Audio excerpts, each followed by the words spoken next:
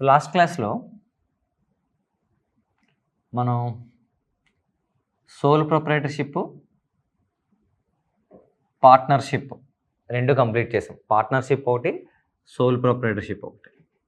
అందులో కామన్గా కొన్ని కంక్లూజన్స్కి ఏం డ్రా చేసామంటే, సోల్ ప్రొప్రైటర్షిప్ కానీ పార్ట్నర్షిప్ ఫర్మ్ కానీ అకౌంటింగ్ టర్మ్స్లో both are different. Owners are different, business is different. However legal టర్మ్స్లో both are same. Legal terms రెండు ఒకటే, అంటే బిజినెస్ అన్నా ఓనర్ అన్నా ఒకటే, లీగల్గా ఆ రెండు ఒకటే. Now company form of organisation చూద్దాం. Very very interesting, very important also. Going forward మన ఇండియన్ ఎకానమీ అంతా నడిచేదంతా ఆ కంపెనీ బేస్ మీద నడుస్తుంది. చిన్న చిన్న సోల్ ప్రొప్రైటర్షిప్, పార్ట్నర్షిప్ మీద అది very minute part. Company transactions, అసలు కంపెనీ ఎలా ఆపరేట్ అవుతుంది, ఇండియాలో అసలు ఎన్ని కంపెనీలు ఉన్నాయి, వాటి టర్న్ ఓవర్ ఎంతెంత ఉంటుంది, ఇవన్నీ బ్రాడర్ వ్యూలో మీరు ఆలోచిస్తే very vast, very huge. I'm not only talking about India, I'm talking about entire world అంతా కూడా ఈ కంపెనీస్ బేస్ మీద నడుస్తుంది అన్నమాట. ఎందుకు, వై కంపెనీస్ రిక్వైర్డ్ అంటే, let's see. Sole proprietor unlimited మనీని ఇన్వెస్ట్ చేయలేడు. అతను కొంత ఆస్తి ఏదో ఉంటుంది, అమ్ముకొని బిజినెస్ మొదలు పెడతాడు. పార్ట్నర్స్ అనుకోండి, 4-5 కలిపి స్టార్ట్ చేస్తారు. అన్లిమిటెడ్ మనీని they cannot pool. Unlimited money అంటే huge, very high amount of మనీని సోల్ ప్రొప్రైటర్స్ కానీ మన 4 కూర్చొని ఒక పార్ట్నర్షిప్ ఫర్మ్ పెడితే ఇట్ డజంట్ హ్యాపెన్. అంటే ఆ పార్ట్నర్స్గా ఫామ్ చేసి వెరీ హ్యూజ్ అమౌంట్ని it is impossible to bring. Whereas company form of ఆర్గనైజేషన్లో ఇట్ హ్యాపెన్స్. అది ఎలా వర్క్ అవుతుందో we will see. There are some members who came together. కొంతమంది ఒక అసోసియేషన్ ఫామ్ చేసుకొని, అంటే ఒక దగ్గర కూర్చొని మాట్లాడుకొని, they have a common idea to start a business చేద్దాం అనుకున్నారట. ఆ బిజినెస్ ఏ ఫామ్లో పెట్టొచ్చు? కంపెనీ అని ఒక ఫామ్లో పెట్టొచ్చు.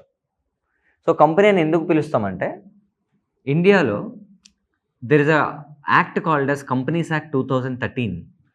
కంపెనీస్ యాక్ట్ 2013 అనే యాక్ట్ ఉంది. అందులో నువ్వు ఈ బిజినెస్ని రిజిస్టర్ చేస్తే, ఆ లా ఫాలో అయ్యి, ఆ లా ప్రకారం ఒక ఆర్గనైజేషన్ నువ్వు రిజిస్టర్ చేస్తే దాన్ని మనం ఇన్కార్పొరేషన్ అని పిలుస్తాం. ఇన్కార్పొరేట్ చేస్తే ఆ ఫార్మ్ ఆఫ్ బిజినెస్ని you call it as company. So company definition very simple. Company, very interesting point also. Companies act 2013లో కంపెనీకి మీనింగ్ ఇచ్చారు. వాట్ ఈస్ కంపెనీ అని డెఫినేషన్లో ఇచ్చారు. సెక్షన్ 2లో వస్తుంది అది. కంపెనీ మీనింగ్ ఏంటంటే, ఇంట్రెస్టింగ్గా ఏమని రాశారు, కంపెనీ మీన్స్ ఏ కంపెనీ. అదే దాని definition. Company means a company which is registered under companies act 2013. అంటే ఈ యాక్ట్ ప్రకారం ఏదైనా బిజినెస్ రిజిస్టర్ అయితే దాన్ని ఏమని పిలుస్తారు? కంపెనీ అని పిలుస్తారు. అదే దాని meaning. Literal meaning of company English dictionary meaning కాదు అది. ఇంగ్లీష్ డిక్షనరీ మీనింగ్ ఏంటి? People come together. దాన్ని కదా కంపెనీ అంటే. కంపెనీ అంటే టీ తాగడానికి వెళ్దాం, కంపెనీ వస్తావా, ఏంటిది? పీపుల్ కమింగ్ టుగెదర్, అదే దాని మీనింగ్. ఇక్కడ కూడా ఏం జరుగుతుంది? Lot of people they come together and they want to do a business in the form of what? Company. అయితే ఈ మెంబర్స్ అన్నాను కదా, ఎంతమంది అవ్వచ్చు, ఎంతమంది కలిపి ఒక కంపెనీని పెట్టొచ్చు అంటే, కంపెనీలో depending upon size it can be divided into two కైండ్స్లో డివైడ్ అవ్వచ్చు. ఒకటి limited company, also called as. Limited company అని పెట్టే కన్నా better you write it as private company, public company. Private company, public company అని 2 రకాల కంపెనీలు ఉంటాయి. ప్రైవేట్ కంపెనీ అనుకోండి, ప్రైవేట్ కంపెనీ అయితే మినిమం 2 ఇద్దరు ఉండాలి. మినిమం ఎంత? 2. మ్యాక్సిమం 200. వేరస్ పబ్లిక్ కంపెనీ అయితే మినిమం 7. మినిమం 7 ఉండాలి. మినిమం 7 కాదు, అది గవర్నమెంట్ సైడ్, అది కాదు. పబ్లిక్ చెప్తాను. if we have 7 people, we 7 people also can start a company called as public company. I am not talking about government interested companies. Government అంటే involvement ఉన్న companies కాదు నేను మాట్లాడుతుంది. అది గవర్నమెంట్ పబ్లిక్ సెక్టార్ అండర్టేకింగ్స్ అవి. PSUs అని పిలుస్తారు. I'm not talking about PSUs. I'm just talking about what public company. And this public company start చేయాలంటే మన ఆర్గనైజేషన్లో ఉన్న 10 మంది ఉంటే స్టార్ట్ చేసేయచ్చు. Okay, so maximum unlimited. Maximum ఎంత? అన్లిమిటెడ్. ఎంతమంది ఓనర్స్ అయినా ఉండొచ్చు ఆ కంపెనీకి, ఎంతమంది అయినా అయ్యి ఉండొచ్చు. Okay, so this is how it works. నువ్వు ప్రైవేట్ కంపెనీ అయినా పెట్టుకోవచ్చు, పబ్లిక్ కంపెనీ అయినా పెట్టుకోవచ్చు. ఇప్పుడు ఈ మెంబర్స్ అందరూ ఏం చేస్తారు సార్ అంటే they all will give capital to this company. ఎవరికి ఇస్తారు? అయితే నేను ఏం చేస్తానంటే అందాక దీన్ని అరేంజ్ చేసి మనందరం కలిపి ఒక కంపెనీని పెట్టుకున్నాం. ఆ కంపెనీకి ఒక పేరు పెడదాం, రవి ఇండస్ట్రీస్ లిమిటెడ్ అని ఒక కంపెనీ పెట్టామంట. Ravi industries limited, Reliance industries limited కాదు, ఆర్ఐఎల్ ఏంటిది? రవి ఇండస్ట్రీస్ లిమిటెడ్ అని ఒక కంపెనీని పెట్టామట. అయితే ఎప్పుడు మీరు అబ్జర్వ్ చేయండి, ప్రైవేట్ కంపెనీ అనుకోండి, ఆ కంపెనీ పేరులో ప్రైవేట్ అనే వర్డ్ వస్తుంది. ఆ కంపెనీ పేరులో ఏమొస్తుంది? ప్రైవేట్. అంటే ఇక్కడ పి అని యాడ్ అవుతుంది, అంటే ప్రైవేట్, పివిటి, పిఆర్ఐ, విఏటిఈ అలా యాడ్ అవుతుంది అనమాట. ఇప్పుడు నేను రాసింది ఓన్లీ లిమిటెడ్ కాబట్టి రవి ఇండస్ట్రీస్ లిమిటెడ్ అంటే ఇది ఏ కంపెనీ అయ్యి ఉండొచ్చు? Public company. ప్రైవేట్ అనే వర్డ్ ఉండదు, ఖచ్చితంగా ఏముంటుంది? లిమిటెడ్ ఉంటుంది, అంతేగాని ప్రైవేట్ అనే వర్డ్ అక్కడ ఉండదు. సో ఈ మెంబర్స్ అందరూ కలిపి ఏం చేస్తారంటే ఈ ఈ ఈ కంపెనీ అని చూసారా, ఈ కంపెనీలో ఇన్వెస్ట్మెంట్ చేస్తారు. ఇన్వెస్ట్మెంట్ అంటే ఈ company needs, suppose this company needs share capital. Okay, share capital అంటే ఏంటో చూద్దాం. ఈ కంపెనీకి ₹1,00,00,000 షేర్ క్యాపిటల్ కావాలి, 1 crore. ఓకే, సో ఈ కంపెనీకి 1 crore ఉంది. ఈ 1 crore ఎవరు ఇస్తారని చెప్పాను? వీళ్ళే కదా. అంటే that 1 crore will be divided into many parts. Those parts must be bat by whom? ఈ మెంబర్స్ కొనుక్కోవాలి. అంటే డబ్బులు ఇచ్చి ఆ క్యాపిటల్ అదే ఆ షేర్స్ని కొనుక్కోవాలి. అంటే దాని మీనింగ్ ఎలా చెప్పాలంటే, సపోజ్ నేను ఇక్కడ రాస్తున్నాను చూడండి, 1 crore రూపీస్ ఈ కంపెనీకి కావాలి, 1 crore. ఆ 1 crore నెంబర్ ఆఫ్ షేర్స్ కింద డివైడ్ చేస్తారనమాట. నెంబర్ ఆఫ్ షేర్ అంటే దాని మీనింగ్ ఏంటంటే it is the smallest unit of entire share capital of the company. Suppose ఈ 1 crore నేను 1 lakh షేర్స్ కింద డివైడ్ చేశాను, అంటే 1 lakh పార్ట్స్ కింద కట్ చేస్తాను అనుకోండి. ఓకే, అంటే ఈచ్ పార్ట్కి వాల్యూ ఎంత ఉంటుంది? 100. 1 crore divided by 1 lakh is equal to 100. అంటే ఒక పార్ట్, ఒక షేర్కి వాల్యూ ఎంత? 100 రూపీస్. ఆ 100 రూపీస్ని we call it as face value. దాన్ని ఏమని పిలుస్తాం? Face value, also called as nominal value, also called as par value. ఇలా రకరకాల పేర్లతో we call it that 100 rupees. 100 రూపీస్కి ఏంటి? Share value. ఓకే, ఇప్పుడు మొత్తం ఎన్ని షేర్లు ఉన్నాయి? 1 lakh షేర్స్ ఉన్నాయి. ఈ కంపెనీ దగ్గర ఎన్ని షేర్స్ ఉన్నాయి? 1 lakh. ఈ 1 lakh షేర్స్ ఎవరైతే కొనుక్కుంటారో వాళ్ళందరినీ ఏమని పిలుస్తాం? షేర్ హోల్డర్స్ అని పిలుస్తాం. అంటే ఈ మెంబర్సే ఆ షేర్ హోల్డర్స్ అవుతారు. అంటే ఈ కంపెనీకి ఇప్పుడు 1 lakh షేర్స్ ఉన్నాయి కదా, అందులో ఒక 10,000 షేర్స్ ఎవరు కొనుక్కున్నారు? మిస్టర్ రవి కొన్నాడట. అంత 10,000 షేర్స్. అంటే ఒక్కొక్క షేర్ వాల్యూ ఎంత? 100 రూపీస్. అంటే ఎంత? 10,000 ఇంటూ 100, 10 lakhs. ఈ 10 lakhs ఎవరు ఇవ్వాలి? రవి ఇవ్వాలి. Ravi must give that 10 lakh rupees to whom? This company buying how many shares? 10,000 shares. 10,000 shares కొనుక్కోవడానికి రవి ఆ కంపెనీకి ఎంత ఇవ్వాలి? 10 lakhs ఇవ్వాలి. అప్పుడు Ravi will become the share holder up to 10,000 shares. ఇప్పుడు తను సుధీర్ కొనుక్కోవాలనుకుంటున్నాడట. అతను 10,000 కొన్నాడు. సో 10,000 ఇంటూ మళ్ళీ ఇంకో 100 రూపీస్ ఇవ్వాలి. అలా మనందరం కొనుక్కున్నాం అనుకోండి, అప్పుడు ఈ క్యాపిటల్ అంతా ఏమవుద్ది? It will be filled up. అంటే the company is taking money from home? It's share holders, also called as share members. అలా ఈ కంపెనీకి ఏమొస్తుంది? క్యాపిటల్ వస్తుంది. Okay, this is how it comes. So capital ఏమని పిలుస్తాం? షేర్ క్యాపిటల్ అని పిలుస్తాం. నేను ఆ రోజు సోల్ ప్రొప్రైటర్షిప్ చెప్పినప్పుడు అక్కడ నేను ప్రొప్రైటర్స్ క్యాపిటల్ అని చెప్పాను. పార్ట్నర్షిప్ చెప్పినప్పుడు పార్ట్నర్స్ క్యాపిటల్ అని చెప్పాను. ఇప్పుడు షేర్ క్యాపిటల్ అని చెప్తాను. ఎందుకంటే కంపెనీకి ఏమని పిలుస్తారు? దాన్ని షేర్ క్యాపిటల్ అని వీ విల్ కాల్. సో ఇక్కడ వరకు ఓకే. ఇగో అదే డిఫరెన్స్. ఎక్కువ మంది కావాలనుకో అప్పుడు ఏం చేస్తాం? పబ్లిక్ కంపెనీ పెడతాం. మ్యాక్సిమం ఎంతమంది అయినా పెట్టుకోవచ్చు, అప్పుడు అదే పబ్లిక్ కంపెనీ అవుతుంది. Okay, so let's continue the discussion. ఇక్కడ వరకు ఓకే కదా? ఇక్కడ వరకు. ఇప్పుడు ఈ కంపెనీ బ్యాంక్ దగ్గర లోన్ తీసుకుంది సార్, ఎస్బీఐ దగ్గర కూడా లోన్ తీసుకుందట. ఎస్బీఐ బ్యాంక్ లోన్ అని రాస్తున్నాను. 2 crores తీసుకుందట ఈ కంపెనీ. ఎందుకు? బిజినెస్ చేయాలంటే డబ్బులు కావాలి, ఆ డబ్బులు సరిపోలేదు. మనందరం ఇచ్చింది ఎంత? 1 crore. ఎస్బీఐ దగ్గర నుంచి ఒక 2 crores తీసుకున్నారట. Total will become 3 CR. Okay, ఈ డబ్బులు వాడి కంపెనీ ఏం చేసింది? అసెట్స్ కొన్నది. ఏం కొన్నారట? అసెట్స్. ఆ అసెట్స్ వాల్యూ కూడా ఎంత ఉంటుంది? 3 crore. ఓకే, ఇక్కడ వచ్చిన డబ్బులన్నీ అక్కడ వాడతారు అంతే. So 3 crores. Company is under losses continuously for a period of 3-4 years వచ్చాయట. వన్ ఫైన్ డే ఆ కంపెనీ డిసైడ్ అయిందట, it wants to be closed అని. The company wants to be what? Closed. ఇప్పుడు ఈ కంపెనీని క్లోజ్ చేయాలి అనుకుంటే these assets must be sold. అంతే కదా? అమ్మేస్తే ఏం చేయాలి? ఉన్న ఆస్తులన్నీ అమ్మేయాలి. ఈ అసెట్స్ అన్నీ సేల్ చేస్తే ఇట్ రికవర్డ్ 1 crore. ఎంత రికవర్ చేసింది? 1 crore రికవర్ చేసిందట.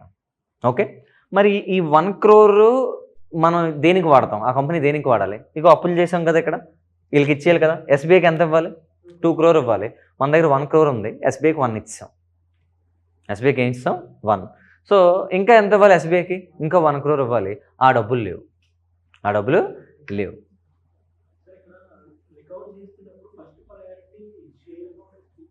బయట వాళ్ళకి ఇవ్వాలి, అంతేనా?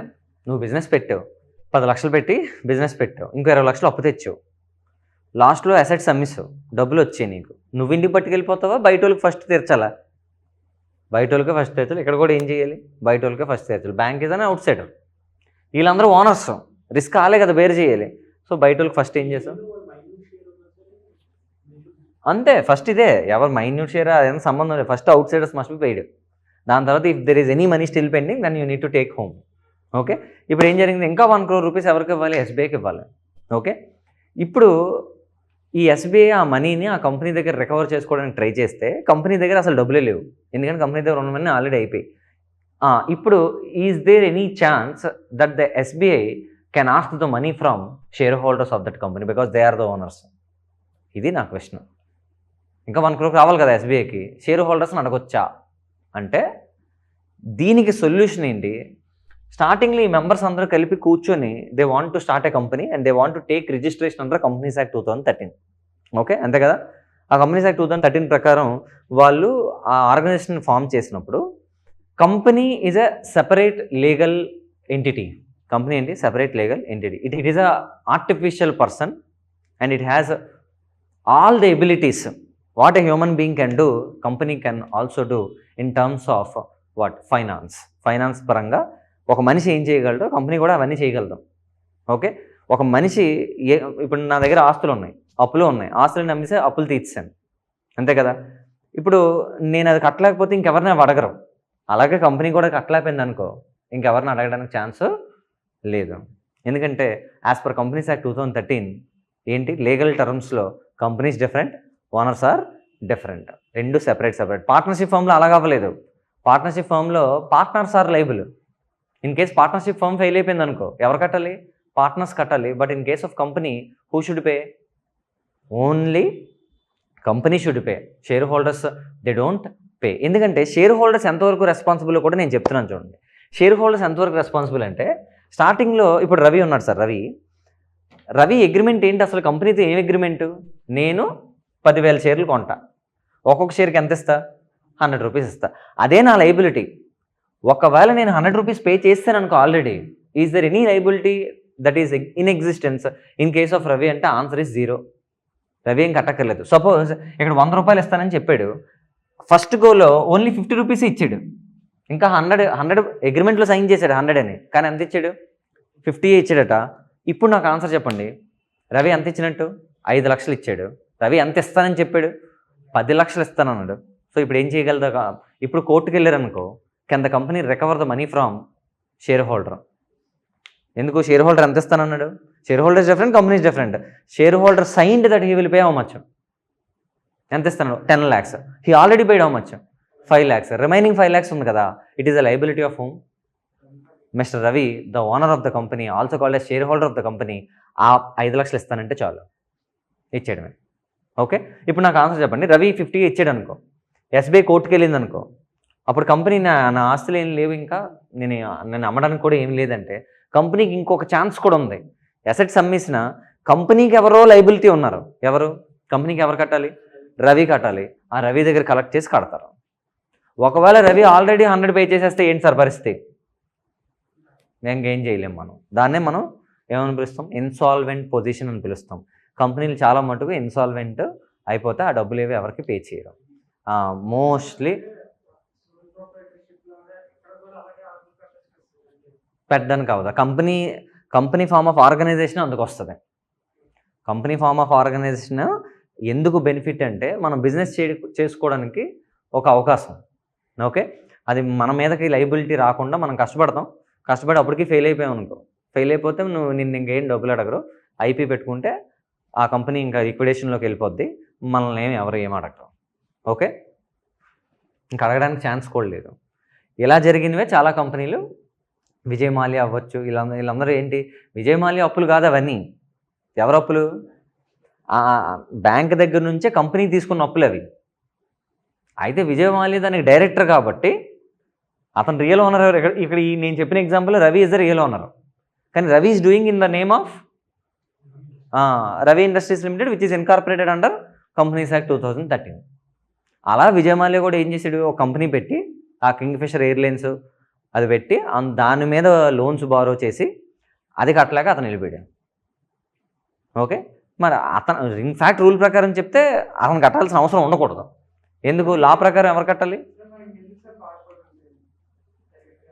మరి దాని ఓనర్ రియల్ ఓనర్ పాడిపోవాల్సిన అవసరం అయితే లేదు. మొన్న కూడా ఏదో ఇంటర్వ్యూలో అతను అదే చెప్పాడు. కంపెనీ అనేది కార్పొరేట్ ఎగ్జిస్టెన్స్ ఉంటుంది, దానికి separate legal entity. I'm not borrowing anything, I did not borrow anything from banks. All the loans are borrowed by whom? Company only. Company is legally bound to repay అని చెప్పాడు. ఇంగ్లాండ్లో ఏదో interview అయితే కాదు. మన వాళ్ళు ఊరుకోరు కదా. వెనకెళ్ళి ఎందుకు? బ్యాంకులకి డబ్బులు ఇవ్వాలి. బ్యాంకులు డబ్బులు ఎక్కడి నుంచి వస్తాయి? జనాల దగ్గర నుంచి వస్తాయి. బ్యాంకు లాస్ అయితే ఎవరు లాస్ అయినట్టు? మన డబ్బులే పోయినట్టు. ఏ బ్యాంకో దివాలా తీసిందనుకో, అందులో డిపాజిట్లు చేసిన వాళ్ళందరూ రోడ్డు మీద పడతారు. సో లా వదిలేసిన ఈ జనాలు వదలరు విజయ్ మాల్యా ఇండియాకి వస్తే. That's the problem. అయితే ఆ ఒక కంపెనీనే కాదు, నీకు సర్కారు వారి పాటు సినిమా అంతా ఏంటి? మరి అదంతా ఏంటి? బ్యాంకులు తీసుకున్న లోన్లు కోవిడ్ టైంలో చాలా బ్యాంక్స్ అవన్నీ కూడా వేవ్ ఆఫ్ చేసాయి. ఇచ్చిన అప్పులన్నీ ఇంక కట్టక్కర్లేదని కూడా క్లోజ్ చేసాయి అప్పుడు. ఇది స్టోరీ. కంపెనీ ఫార్మ్ ఆఫ్ ఆర్గనైజేషన్లో చేస్తే బిజినెస్ చేసేవాడికి బెనిఫిట్. ఓకే, ఆడు అప్పులు తీసలేపాడు అనుకో, కంపెనీ వేరు నేను వేరు అని చెప్పి వెళ్ళిపోవడానికి ఒక అవకాశం ఉంటుంది. దాన్నే మనం ఏమని పిలుస్తాం అంటే కార్పొరేట్ వీల్ అని పిలుస్తాం. కార్పొరేట్ వీల్ అంటే దాని మీనింగ్ ఏంటంటే ముసుగు, తెర కవర్ చేస్తుంది అనమాట. ఇప్పుడు చూడండి, ఒక అవుట్ సైడర్కి ఒక కోర్టు ఉందనుకోండి. ఇప్పుడు ఎస్బీఐ కోర్టుకి వెళ్ళింది అనుకో, court when it looks after the business it finds only RIL. అంతేగాని ఈ ఆర్ఐఎల్ వెనకాల ఉన్న మెంబర్స్ ఉన్నారు కదా, ఒక 50 మంది 100 మంది ఉంటారు కదా, వాళ్ళు ఎవరు కనిపించరు. అసలు వాళ్ళు ఎవరితో సంబంధం లేదు కోర్టుకి. కోర్టు ఎవరిని చూస్తుంది? ఓన్లీ కంపెనీ చూస్తుంది. కంపెనీ లోపల ఎవరు వర్క్ చేస్తున్నారనేది it doesn't matter at all in the form of company organisation. బయట నుంచి చూసినప్పుడు it finds only one person, that is called as artificial person, that is Ravi industries limited. అంటే this Ravi industries limited is now acting as ఇప్పుడే చెప్పాను కదా, ఒక corporate veil which is created under law. ఆ law create చేసిందే. అది ఏంటిది? ఒక పరద, తెర, బురగ, ఇవన్నీ ఏం చేస్తాయి సార్? తెర అంటే ఏంటి? సినిమా తెర, పరద, బురక, ఇలాంటివన్నీ ఏంటి? కవర్ చేస్తాయి. అలాగే ఇది కవర్ చేసేస్తుంది. ఎవరిని కవర్ చేసేస్తుంది? ఓనర్స్ని కవర్ చేస్తుంది. ఓకే, దీన్ని కార్పొరేట్ వీల్ అని పిలుస్తారు. అయితే సమ్ ఎక్స్ట్రాడినరీ సర్కమ్స్టాన్సెస్లో court may have discretionary powers. Court can lift the corporate veil. Lift the corporate veil ఏంటంటే ఆ ముసుగు ఉంది కదా, ఆ ముసుగు తీసేస్తారు. అంటే ఈ కంపెనీ అనే ఎగ్జిస్టెన్స్ని they will lift. When the court lifts this corporate existence, then ఎవరిని చూడొచ్చు? మెంబర్స్ని చూడొచ్చు. And at that point of time they can make member liable. అలా కొన్నిసార్లు ఇంటెన్షనల్గా with the having a purpose of ఏంటి? Doing a fraud. ఇలా చేద్దామని కొన్నిసార్లు పెట్టారనుకోండి, ఆ ఇన్స్టెన్సెస్ అన్ని అబ్జర్వ్ చేసి ఆ రియల్ ఇంటెన్షన్ అబ్జర్వ్ చేశారనుకోండి, court can lift the corporate veil. Once it is lifted, అప్పుడు ఎవరిని కనుక్కోవచ్చు? ఈ వెనకాల ఉన్న వాళ్ళదే రెస్పాన్సిబిలిటీ అని చేయొచ్చు. అలాంటి పాసిబిలిటీ కూడా ఉంది. Okay, so it is not always corporate veil. Sometimes if something intentionally done by these people, కొన్ని కేస్ లాస్ కూడా ఉన్నాయి దానికి ఎప్పుడెప్పుడు లిఫ్ట్ చేస్తారనేది మనకి సిలబస్లో లేదు, but it is possible to lift the corporate veil and make these members liable. Okay, అయితే నేను ఇప్పుడు ఏమంటున్నానంటే, ఎందుకు ఈ స్టోరీ అంతా చెప్పానంటే, who are the owners? Members are the owners.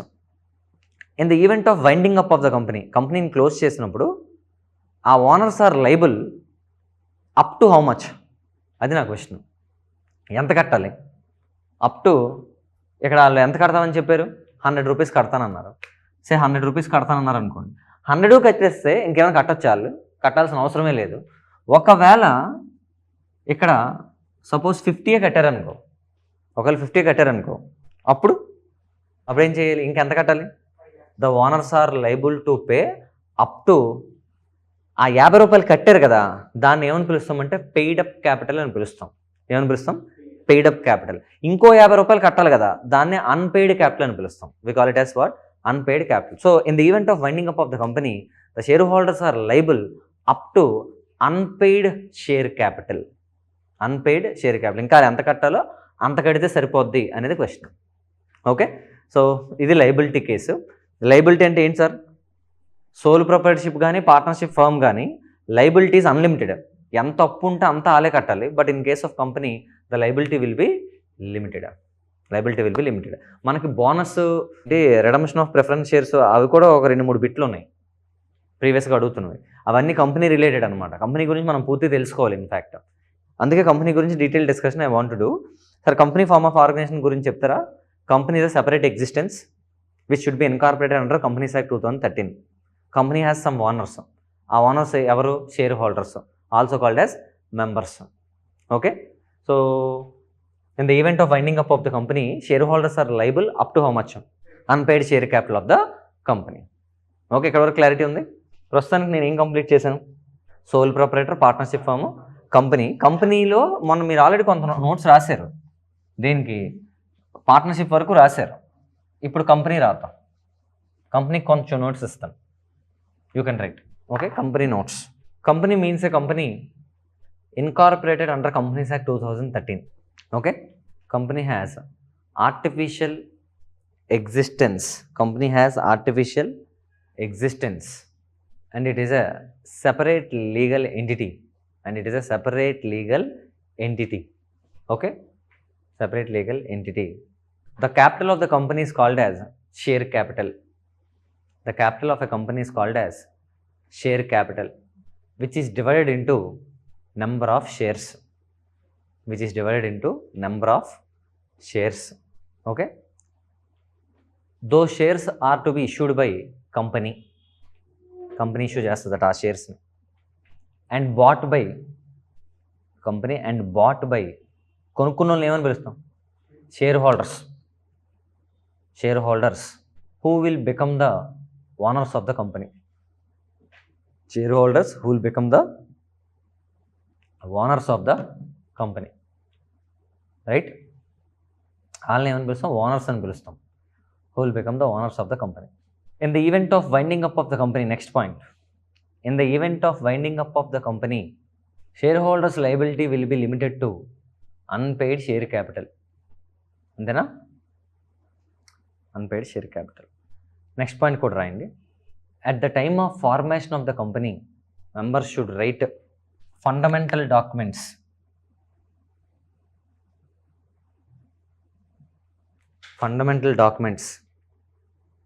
called MOA and AOA అని కొన్ని డాక్యుమెంట్స్ రాస్తారన్నమాట. MOA and AOA. What is the full form of MOA and AOA? MOA అంటే మెమరాండమ్ ఆఫ్ అసోసియేషన్. AOA అంటే articles of association. ఇలా రాసుకుంటారు అనమాట.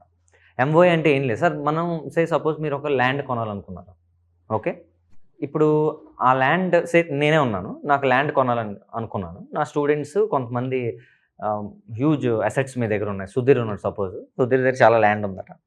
ఒకసారి సుధీర్కి నేను ఫోన్ చేసి, సుధీర్ నేను ఒక ల్యాండ్ కొనాలనుకుంటున్నాను, నీ దగ్గర ఉంది కదా, ఇస్తావా అన్నమాట. ఫోన్లో నిద్రలో ఉన్నాడట. నిద్రలో లేచి తీసుకోండి సార్ అన్నాడట. ఇది నేను ఓనర్ అయిపోతానా? తను అమ్మేసినట్టు నేను కొనేసుకున్నట్ట? తీసుకోమన్నాడు. Is the sale over? No. అంటే దాన్ని ఏం చేయాలి మనం? డాక్యుమెంట్లో రాసి it must be registered under appropriate authority. ఒక అథారిటీ దగ్గర రిజిస్ట్రేషన్ చేయించాలి, అంతే కదా. రిజిస్ట్రార్ అని ఒక అతను ఉంటారు, రిజిస్ట్రార్స్ ఆఫీస్ దగ్గరికి వెళ్తే ఆ డాక్యుమెంట్స్ మీద అతను సైన్ చేస్తే దెన్ అఫీషియల్గా నేను ఓనర్ అవుతాను, అంతే కదా. అలానే ఒక కంపెనీని ఇప్పుడు సపోజ్ మనందరం కలిపి ఒక కంపెనీ పెడదాం అనుకుని రాత్రంతా కల్లోకి వచ్చింది, మార్నింగ్ కంపెనీ నేను పెట్టేద్దాం అనుకుంటున్నాను అని గట్టిగా అరిసేస్తే కంపెనీ వచ్చేస్తుందా? అలా రాదు. ఆ కంపెనీ రావాలంటే ఏంటి? ఖచ్చితంగా కొన్ని డాక్యుమెంట్స్ ఉండాలి. ఆ డాక్యుమెంట్స్ని తీసుకెళ్ళి ఒక అప్రాపరేట్ అథారిటీతో రిజిస్టర్ చేయించాలి. ఆ అప్రాపరేట్ అథారిటీ పేరు ఆర్ఓసి. అప్రాపరేట్ అథారిటీ పేరేంటి? ఆర్ఓసి ఫుల్ ఫామ్ చెప్పగలరు ఎవరైనా? ROC, very good. Registrar of companies. అతని దగ్గరికి వెళ్ళి ఆ కంపెనీని రిజిస్టర్ చేయాలి. ఆ డాక్యుమెంట్స్ పేరేంటి? MOA and AOA. సార్ ఎంఓఏలో ఏముంటాయి సార్? అసలు ఎంఓఏలో ఏముంటాయి? ఏముండదు సార్, సింపుల్గా ఒక ల్యాండ్ డాక్యుమెంట్స్లో ఏముంటుంది చెప్పండి? ఆ ల్యాండ్ ఎక్కడుంది, అమ్మింది ఎవరు, కొంటుంది ఎవరు, దాని వాల్యూ ఎంత, దాని ఎక్స్టెంట్ ఎంత, 1 acre 2 acres, ఇవన్నీ డీటెయిల్స్ ఉంటాయి కదా. అంటే ఆ ల్యాండ్కి సంబంధించిన డీటెయిల్సే కదా అవన్నీ. అలానే ఎంఓఏలో కూడా కంపెనీకి సంబంధించిన డీటెయిల్స్ ఉంటాయి. ఆ కంపెనీ పేరేంటి, ఆ కంపెనీకి ఎంత క్యాపిటల్ ఉంది, క్యాపిటల్ ఎంత చెప్పాను? 1 crore. 1 crore అని ఎవరు చెప్పారు? ఆ ఎంఓఏలో రాసి ఉంటుంది. ఓకే, ఇందాక నేను చెప్పాను షేర్కి 100 రూపాయలు ఇవ్వాలి, ఒకవేళ ఇవ్వకపోతే లిమిటెడ్ టు అన్పెయిడ్ క్యాపిటల్ అని, అది కూడా అక్కడ రాసి ఉంటుంది. These are all the rules that we frame in MOA. Okay, అలా జరుగుతుంది అనమాట. ఎంఓఏ అసలు ఏఓఏలో ఏముంటుంది? We will see in some time. MOA contains what? Name, company ఎక్కడ పెట్టాం, సిచ్యువేషన్, కంపెనీ చేసే బిజినెస్ ఏంటి, ఆబ్జెక్ట్స్ ఆఫ్ ద కంపెనీ, అంటే ఆబ్జెక్ట్స్ క్లాజ్ అని పిలుస్తాం అనమాట. కంపెనీ ఎందుకు పెడుతున్నాం? ఇప్పుడు ఇదే కంపెనీ అనుకోండి, ఇది ఎందుకు పెట్టారు? ఫర్ ప్రొవైడింగ్ ఎడ్యుకేషన్ అంటే బోల్డ్ ఉన్నాయి, స్కూల్ నుంచి స్టార్ట్ అయ్యి పిహెచ్డి వరకు ఎడ్యుకేషనే. మరి అందులో ఏ ఎడ్యుకేషన్ వీళ్ళు ప్రొవైడ్ చేస్తున్నారు అది స్పెసిఫిక్గా రాయాలి. What ever it is return in that document, that business only is allowed to be done. అది కాకుండా వేరేది ఏ చేయడానికి అవ్వదు. So name, situation, objects clause, capital clause, ఇలా దేర్ ఆర్ సమ్ క్లాజెస్. ఎన్ని క్లాజెస్ ఉంటే మొత్తం 6 clauses ఉంటాయి, ప్లస్ 7th clause కూడా ఉంది. ఇప్పుడు వద్దులేండి. ఓకే, అవేం మనకు అవసరం లేదు, ఇది తెలియాలి అంతే. ఆ లోపల ఉన్న డీటెయిల్స్ అడగరు.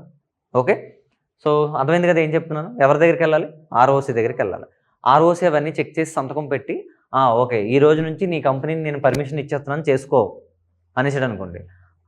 ఆ డాక్యుమెంట్ పేరు సర్టిఫికేట్ ఆఫ్ ఇన్కార్పొరేషన్. ఆ డాక్యుమెంట్ పేరేంటి?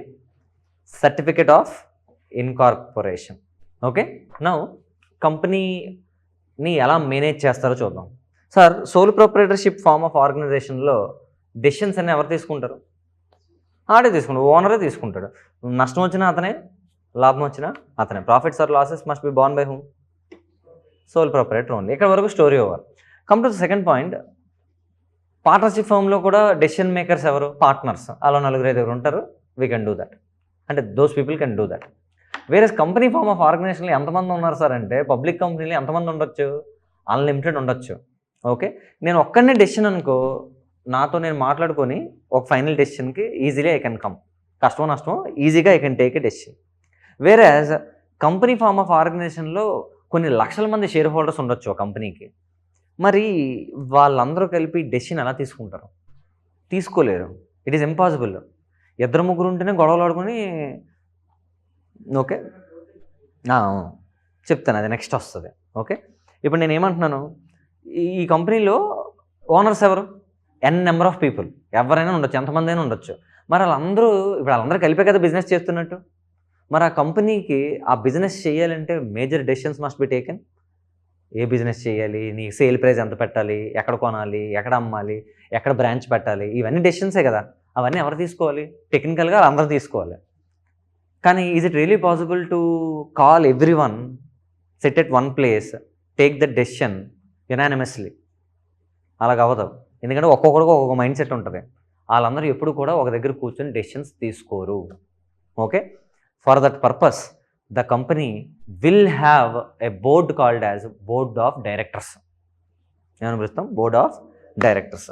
ఈ బోర్డ్ ఆఫ్ డైరెక్టర్స్ ఎవరైతే ఉన్నారో BOD, బోర్డ్ ఆఫ్ డైరెక్టర్స్ అని పిలుస్తాం. ఈ మెంబర్స్ ఉన్నారు కదా, members n number of members అని చెప్పాను కదా, all these members will appoint home board of directors. Suppose ఒక 10 మంది బోర్డ్ ఆఫ్ డైరెక్టర్స్ని అపాయింట్ చేశారు. ఇక్కడ 1,00,000 మంది ఉన్నారు సార్. ఈ 1,00,000 మంది కలిపి ఒక మీటింగ్ పెట్టుకొని ఆ మీటింగ్లో ఏం చేశారు, బోర్డ్ ఆఫ్ డైరెక్టర్స్ని అపాయింట్ చేసుకున్నారు. 10 మంది బోర్డ్ ఆఫ్ డైరెక్టర్స్ని అపాయింట్ చేశారు. Now you tell me, all the business decisions are to be taken by whom, board of directors. అంటే ఈ 1,00,000 మంది ఇచ్చిన డబ్బుల్ని ఎవరు ఖర్చు పెడతారు? బోర్డ్ ఆఫ్ డైరెక్టర్స్ ఖర్చు పెడతారు. ఎవరు బెనిఫిట్ కోసం ఖర్చు పెడతారు? ఎస్, అంటే they do the business for the welfare of the company. Company means home, వాళ్ళే కదా. అంటే వీళ్ళు ఎంత బాగా కష్టపడాలంటే, వీళ్ళు మంచి మంచి డెసిషన్స్ తీసుకొని మంచిగా బిజినెస్ చేశారనుకో, company will get profits. Company if it gets profits, all the money will go to home, members. వాళ్ళకే కదా వెళ్తుంది. అలా బోర్డ్ ఆఫ్ డైరెక్టర్స్ పెట్టినందుకు వాళ్ళ శాలరీ వాళ్ళకు ఉంటుంది. సమ్టైమ్స్ బోర్డ్ ఆఫ్ డైరెక్టర్సే షేర్ హోల్డర్స్ కూడా అవ్వచ్చు. ఇప్పుడు అంబానీ ఉన్నారనుకోండి, మనం అనుకుంటాం రిలయన్స్ కంపెనీ అంటే అంబానీ ఈజ్ ఓనర్ అనుకుంటాం. Ambani is not the soul owner, మొత్తం అతనిది కాదు. Ambani maybe having some portion of it, 50% 60% అతని దగ్గర ఉండొచ్చు. రిమైనింగ్ 40% అంతా కలిపి 1,00,000 మంది దగ్గర ఉండొచ్చు. ఓకే, ఈ 1,00,000 మంది కలిపి ఎవరిని పెట్టుకున్నారు? బోర్డ్ ఆఫ్ డైరెక్టర్స్ని పెట్టుకున్నారు. అందులో ఒక పర్సన్ అంబానీ అయి ఉండొచ్చు. అదే this is how it works అనమాట. ఓకే, ఇప్పుడు నేను ఏమంటున్నాను, share holders all they come together, they take a decision of appointment of home, board of directors. Board of directors, they will participate in the day-to-day activities of the company. They will take all the major decisions. Okay, they are responsible for bringing profits to the organization. Sometimes it may be loss, sometimes decisions may go wrong. However, their intent are to keep the company in a better position. అదే వాళ్ళ purpose. Okay, అంటే ఈ 1,00,000 మంది కూడా ఎవరిని నమ్మి డబ్బులు ఇస్తున్నారు? బోర్డ్ ఆఫ్ డైరెక్టర్స్ బ్రెయిన్ని నమ్మి, నువ్వైతే బాగా బిజినెస్ చేస్తావు చెయ్యి అని చెప్పి వాళ్ళందరూ తీసుకెళ్ళి డబ్బులు ఇచ్చారు. అంటే ఈ బోర్డ్ ఆఫ్ డైరెక్టర్స్ ఎంత బాగా పనిచేయాలంటే, ఆ 1,00,000 మంది నమ్మకాన్ని నిలబెట్టేలాగా వాళ్ళు పనిచేయాలి. ఓకే, పొరపాటున అలా పనిచేయలేదు అనుకో, వాళ్ళ దగ్గర డబ్బులు తీసుకుని వీళ్ళు బిల్డింగ్లు కట్టుకున్నారు అనుకో, ఏమవుతుంది? ఈ షేర్ హోల్డర్స్ 1,00,000 మంది వాళ్ళు చిన్నప్పటి నుంచి కష్టపడిన డబ్బులన్నీ పోగేసి అవన్నీ తీసుకెళ్ళి బోర్డ్ ఆఫ్ డైరెక్టర్స్కి ఇస్తే, వాళ్ళు ఏం చేశారట, ఒక 30 ఫ్లోర్లు బిల్డింగ్ కట్టుకొని, ఒక దాంట్లో హెలికాప్టర్, ఒక దాంట్లో స్విమ్మింగ్ పూల్, ఒక దాంట్లో పార్కింగ్ కట్టుకున్నారు అనుకో, బిస్కెట్ అయిపోతుంది మొత్తం. ఎవరిది? షేర్ హోల్డర్స్ది. అంతే కదా. అంటే their money must be properly utilised by board of directors in the name of the company. Board of directors పర్సనల్గా ఖర్చు పెట్టరు, అది ఎవరి పేరు మీద ఖర్చు పెడతారు? కంపెనీ పేరు మీద ఖర్చు పెడతారు. Company is a separate organisation కదా. ఇప్పుడు నేను ఇవన్నీ తీసేసి ఏం చేస్తానంటే, company runs till now, company runs under 2-tier model. 2-tier model అంటే ఎవరెవరు ఉన్నారు? ఫస్ట్ ఎవరున్నారు? మెంబర్స్ డబ్బులు ఇచ్చారు, కానీ బిజినెస్ చేయగలరా? చేయకూడదు. వాళ్ళు రెగ్యులర్గా they are not allowed to participate in the day to day activities of the company. If you want to participate in the day to day decision making, then you must become one of the board of directors. Board of directors అవ్వాలి. So these మెంబర్సే ఆ board of డైరెక్టర్స్గా కొంతమంది ఉండొచ్చు. So అర్థమైందా లేదా? కంపెనీని run చేసేది ఎవరు? Board of directors. కంపెనీకి డబ్బులు ఇచ్చేది ఎవరు?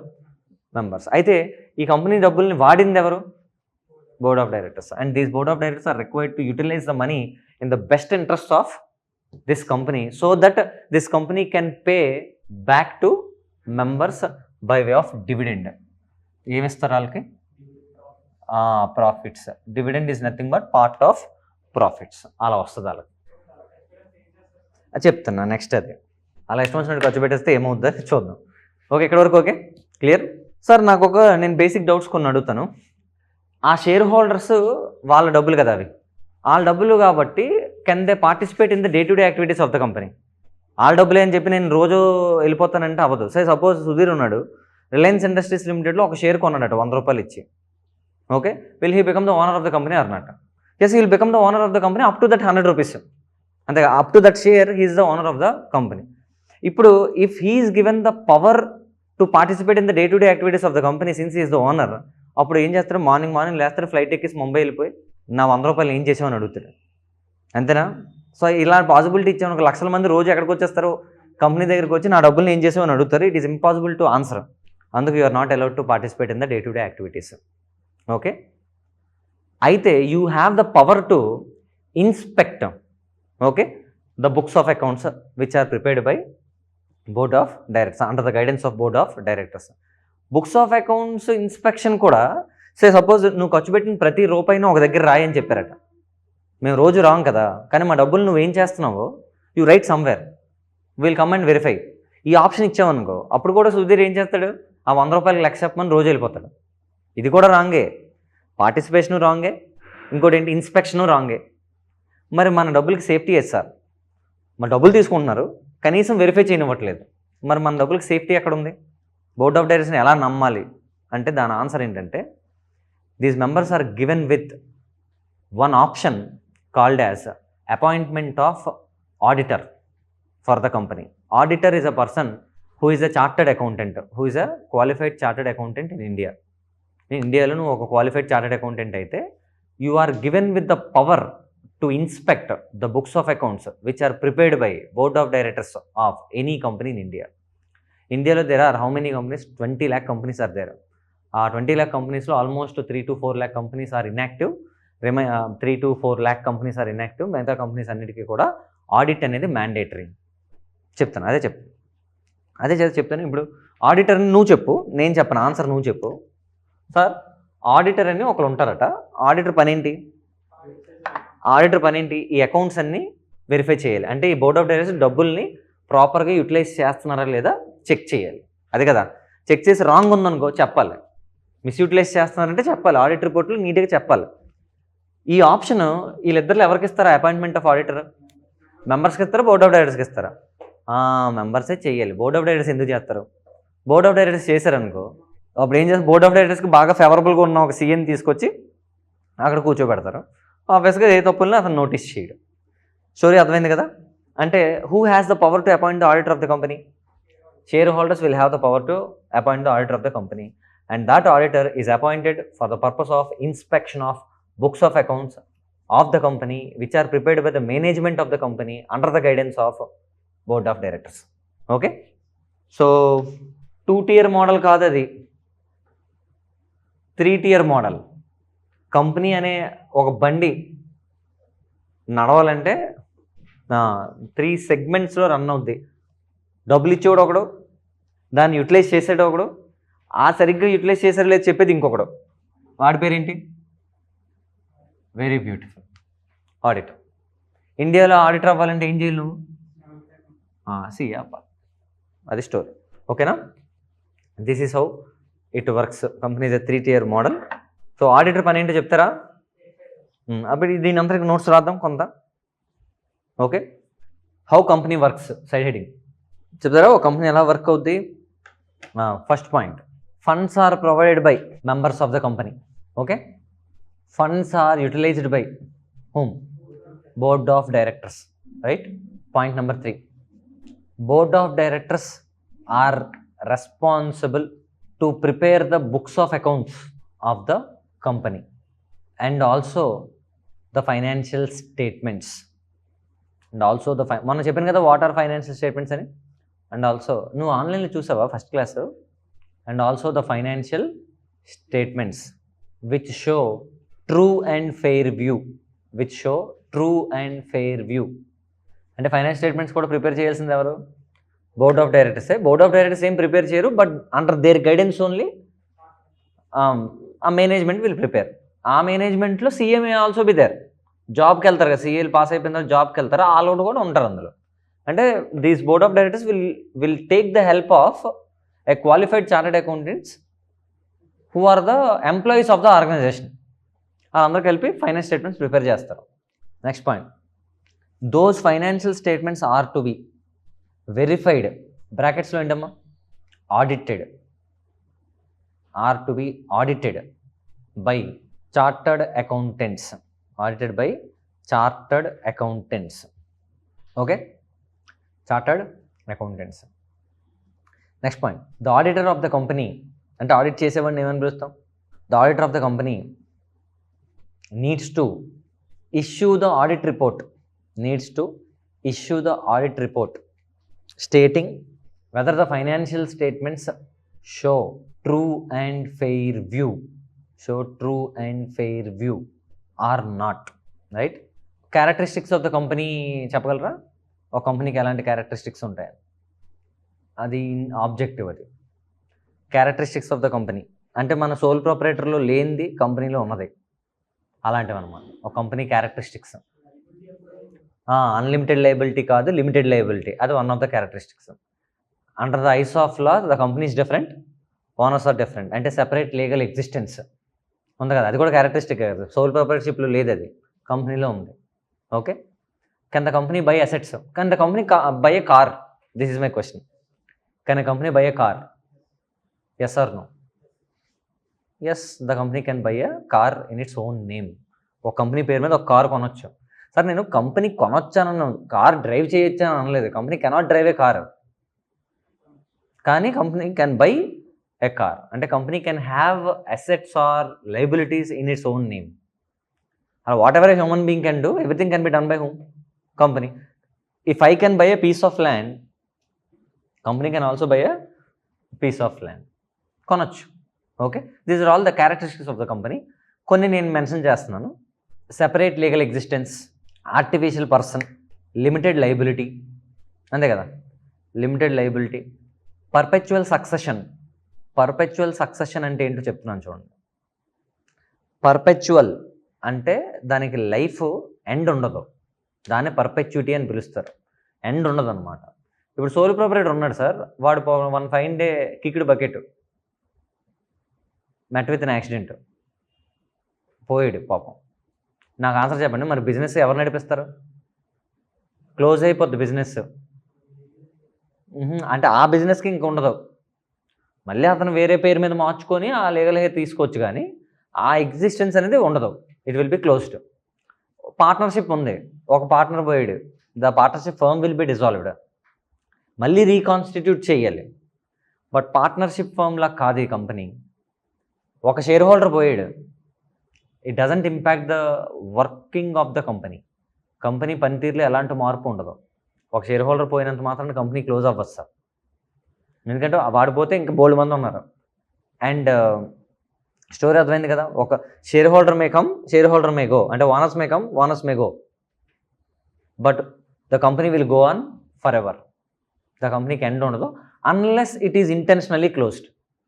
మళ్ళీ మెంబర్స్ అందరూ స్టార్టింగ్ ఉన్నారు కదా, వాళ్ళందరూ కూర్చొని చాలరా మనం సంపాదించి ఇక్కడ నుంచి ఎంజాయ్ చేద్దాం, we will close this company అని డిసైడ్ చేస్తారనుకో, it will be closed. So company ఎలా అయితే లా ప్రకారం ఇన్కార్పొరేట్ అయిందో అదే లా ప్రకారం ఏం చేయాలి, క్లోజ్ కూడా చేసేయాలి. అది స్టోరీ. అంతేగాని ఒకడు పోతే కంపెనీ క్లోజ్ అవ్వదు. Right, I hope it is clear. So we'll wind up the session today. So these are all the inputs that you need to remember in case of what, company. సో ఈ company మీద మనం rest of the discussion మనం చేయబోతున్నాం. So చిన్నవైనా మనం చూడం, ఎందుకంటే కంపెనీకి సంబంధించిన క్వశ్చన్స్ ఎక్కువ ఉంటాయి. అంటే మీ లెవెల్కి ఇంకా కంపెనీ మీద క్వశ్చన్సే ఉంటాయి అన్నమాట. బేసిక్ క్వశ్చన్స్ అడగరు. Okay, that's it.